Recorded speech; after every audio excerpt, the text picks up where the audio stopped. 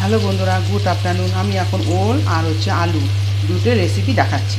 তা ওল আলু আগে সিদ্ধ করে নিয়েছি, এখন হলুদ লবণ দিয়ে কড়াইতে ভেজে নিচ্ছি। দেখো বন্ধুরা, ওল ভাজা হয়ে গেছে, ওল আলু একসাথে ভেজে নিলাম, এখন নামিয়ে নিচ্ছি। কড়াইতে তেল দিয়েছি, সেই গরম তেল হয়েছে, সেই মধ্যে আমি পেঁয়াজ আর তেজপাতা দিয়ে দিচ্ছি।